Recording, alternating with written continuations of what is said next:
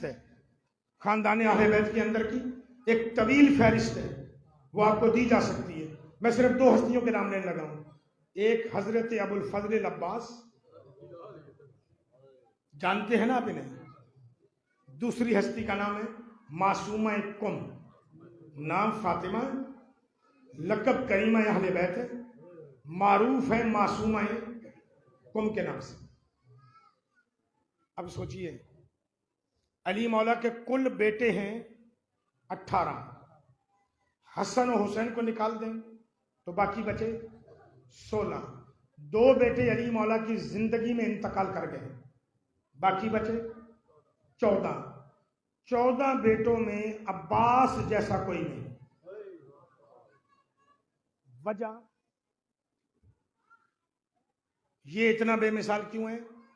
क्या बाकी इताअत गुजार नहीं थे इमाम के? ये एतराज ही नहीं किया जा सकता कि बाकी इताअत गुजार नहीं थे, इताअत गुजार थे। क्या बाकी हुक्म हसन और हुसैन को नहीं मानते थे? मानते थे।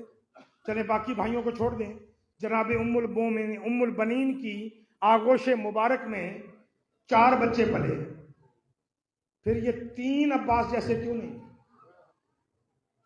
कोई तो राज होगा ना कि गाजी गाजी है, कोई तो राज होगा ना। इमाम मूसा काज़म की बेटियां हैं 19। कितनी बेटियां? 19। करीमा अहले बैत एक ही है, मासूमा कुम एक ही है। अच्छा, अगर 19 बेटियां हैं, आपने करीमा अहले बैत के अलावा कितनी बेटियों की जियारत की हुई है?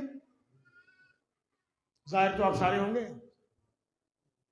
अब लुत्फ उठाइएगा, जो जो जाहिर हैं वो जरा मेरा साथ दीजिएगा। नजफ जब जाते हो, आदम और नूह ज्यादा याद होते हैं या अली ज्यादा याद होता है? बोले मेरे साथ जरा, यहां पर ज्यादा कौन याद होता है? मौला अली याद होते हैं। आदम वहां पे पहले रहते थे, नूह भी वहां पे पहले दफन है, अली वहां बाद में आए हैं, लेकिन अली सब पे छा नहीं गए, अली सब पे हावी नहीं हो गए। हो गए ना हावी। सिर्फ अली एक, ये 2 आदम और नूह की मिसाल नहीं दे रहा हूं, सिर्फ ये 2 समझाने के लिए बोले हैं। जिस कब्रिस्तान में अली दफन है ना, इस पूरे कब्रिस्तान को वादी उस सलाम कहते हैं। यहां 70,000 से ज्यादा नबी दफन है। जुल्किफ्ल हूद भी वहां दफन है, 70,000 से ज्यादा नबी। लेकिन इमाम के सामने नबियों की चली नहीं।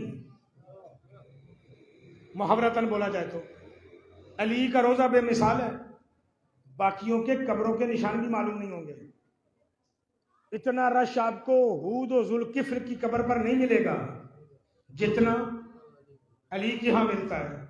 लेकिन कभी करबला जाके सोचना तो सही, कहलाता नौकर रहा है लेकिन रोजा हुसैन के बराबर में है। रोजा मंजिल बराबर की मंजिल पे है या नहीं? जैसा हुसैन का रोजा वैसा ही नबी भी नहीं है,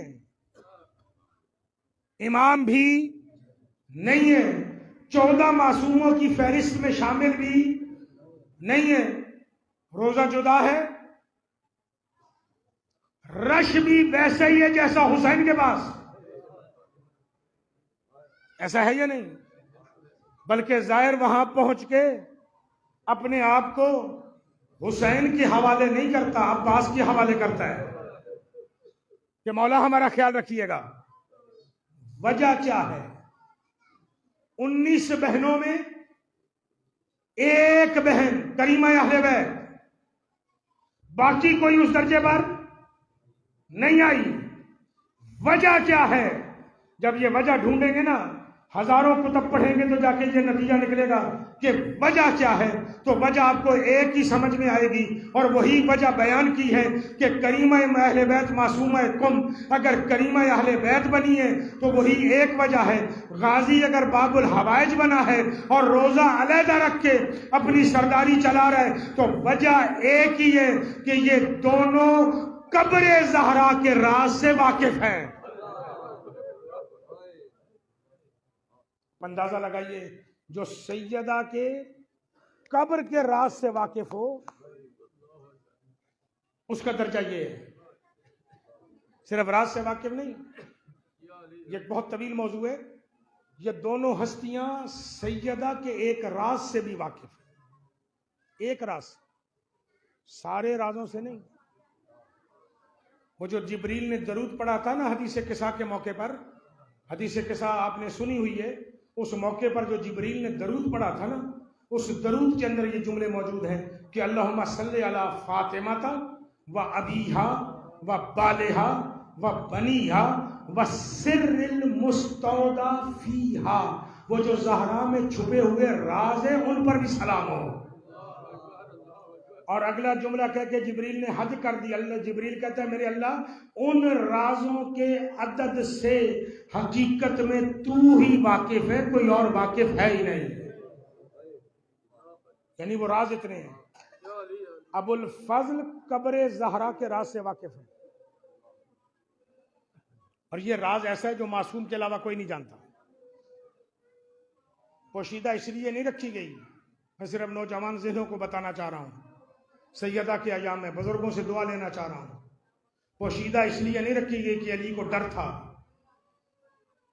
कि वो कब्र ज़हरा की बेहुरमती करेंगे। डर नहीं है अली को, और जो डर जाए उसे अली नहीं कहते। अली को कोई डर नहीं है। अली अगर कब्र रसूल की हिफाजत कर सकते हैं तो कब्र बतूल की हिफाजत भी कर सकते हैं, हसन भी कर सकते हैं, हुसैन भी कर सकते हैं। धमकी तो अली को मिली थी ना कि हम रसूल को भी कब्र से निकाल के जनाजा पढ़ेंगे। अली ने हिफाजत कर ली कब्र रसूल की, तो कब्र बतूल की भी कर सकते हैं। ये जो बतूल को छुपाया गया है ना, ये अम्र इलाही है कि सैयदा को राज में रखो, क्योंकि सैयदा की जियारत आम मासूमीन की जियारत की तरह नहीं है। यहां रियायत नहीं है, क्योंकि यहां जियारत होगी तो सिर्फ मासूम की निगरानी में होगी, क्योंकि यहां मामूली सी बेअदबी भी बर्दाश्त नहीं है। और जब नरजिस का लाल आकर पूरी कायनात के लोगों की इस्लाह कर लेगा, उस दिन कब्र ज़हरा भी जाहिर हो जाएगी कि अब ये जियारत करने के लायक है, अब ये अदब व आदाब के लायक हैं। जब तरबियत गाहे महदी से निकलेंगे तो सैयदा की कब्र यहाँ होगी, नहीं तो उससे पहले अल्लाह के राजों में से एक राज है। अब्बास इसलिए इस दर्जे पर फायज है कि अब्बास उस हस्ती को कहते हैं कि जब कब्र ज़हरा पे हसनैन और ज़ैनबैन जाया करती थी, अब्बास पहरा दिया करता था। तो गाजी को इल्म था यहां कब्र है।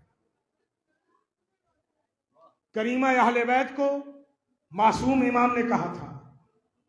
फिर देखिए, बड़ी आसान आज के दौर की मिसाल दूं।